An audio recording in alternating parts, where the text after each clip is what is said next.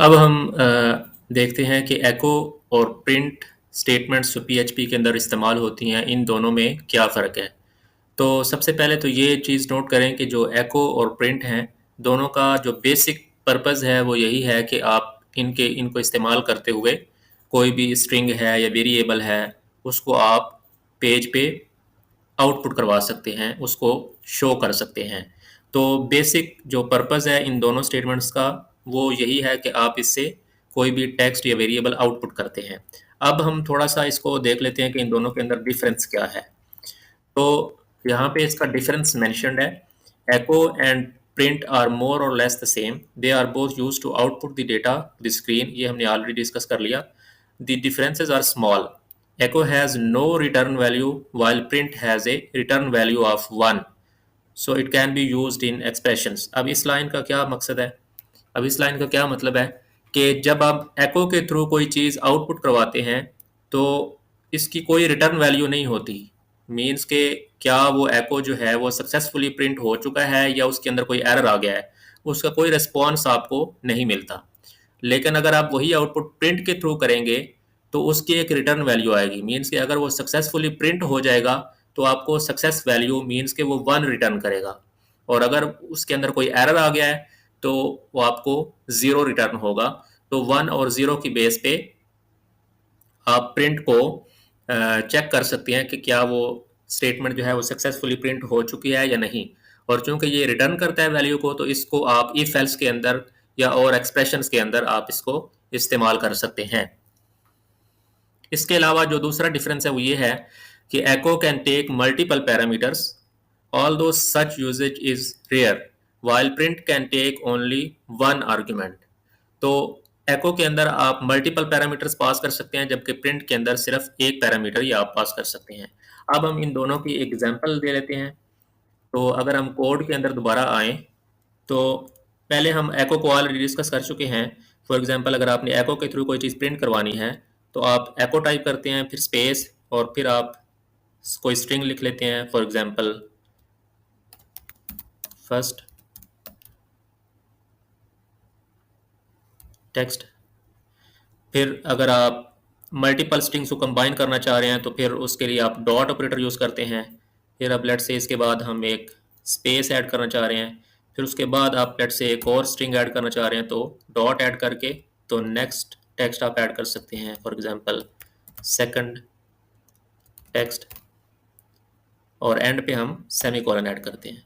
तो अब इसके स्टार्ट में लेट से आप एक ब्रेक एलिमेंट भी ऐड करना चाह रहे हैं तो उसको भी आप स्ट्रिंग के अंदर br टैग ऐड कर देंगे, और फिर इन दोनों को आपने अगर कंकैटिनेट करना है, कंबाइन करना है, तो उसके लिए डॉट ऑपरेटर।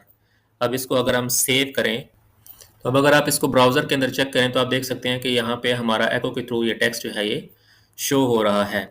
इसी तरह अगर आप प्रिंट को इस्तेमाल करना चाह रहे हैं तो प्रिंट के लिए आप टाइप करेंगे प्रिंट, और फिर उसी तरह आप कोई भी स्ट्रिंग या कोई भी वैल्यूज़ जो हैं वो शो करवा सकते हैं। लेट से हम सबसे पहले br टैग ऐड कर लेते हैं, और फिर उसके बाद हम लेट से डॉलर नंबर 1 को प्रिंट करना चाह रहे हैं।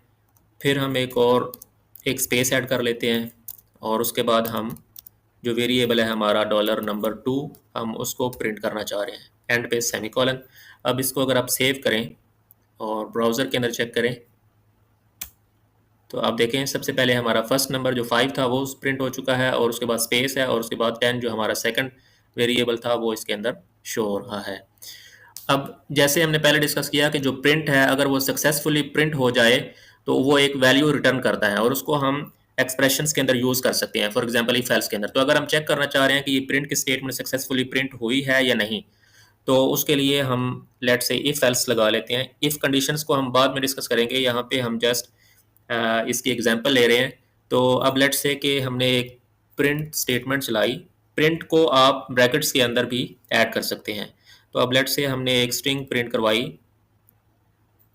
डेमो टेक्स्ट के नाम से। अब हम चेक करना चाह रहे हैं कि क्या ये सक्सेसफुली प्रिंट हो चुकी है। तो जैसा हमने पहले डिस्कस किया कि अगर ये सक्सेसफुली प्रिंट हो चुकी है ये वाली कमांड, तो ये हमें रिटर्न करेगा 1। 1 का मतलब होता है ट्रू। तो अगर ये ट्रू रिटर्न करेगा तो इट मीन्स कि ये वाली इफ स्टेटमेंट जो है ये ट्रू हो जाएगी, और इसकी ब्रैकेट के अंदर जो हम शो करेंगे वो आपको प्रिंट हो जाएगा। जैसे हम यहाँ पे शो कर देते हैं एको प्रिंट इज सक्सेसफुल,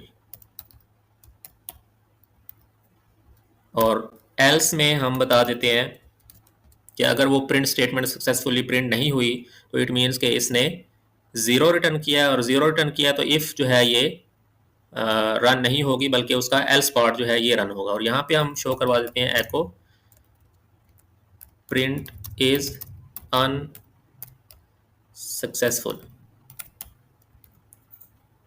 तो अब हम इसको रन करके देखते हैं, इसको सेव करें कंट्रोल एस, और यहाँ पे अगर हम इसको रिफ्रेश करें तो आप देखें डेमो टेक्स्ट जो है ये प्रिंट हुआ है, और उसके बाद ये हमारी स्टेटमेंट रन हुई है प्रिंट इज सक्सेसफुल। यहाँ पे हम स्पेसिंग ऐड कर लेते हैं, लेट्स से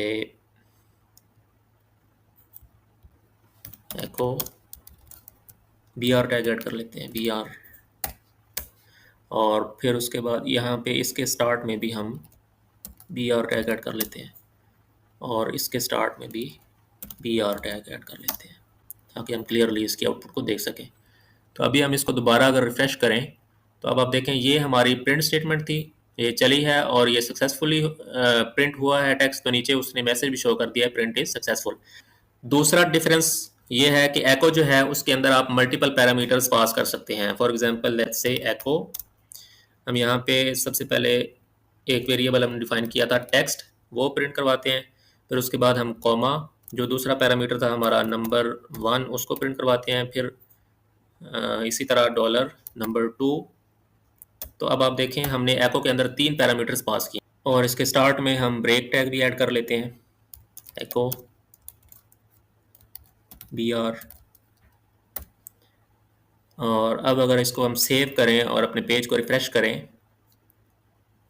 तो आप देखें सबसे पहले हमारा टेक्स्ट प्रिंट हो चुका है यहाँ तक, और फिर उसके बाद जो हमारा नंबर था 5, नंबर 1 वो प्रिंट हुआ है, और फिर उसके बाद जो नंबर 2 था 10 वो प्रिंट हो चुका है।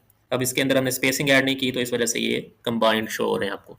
तो ये बेसिक डिफरेंस था एको और प्रिंट के अंदर। इसकी मजीद एग्जांपल्स आप यहाँ से देख सकते हैं।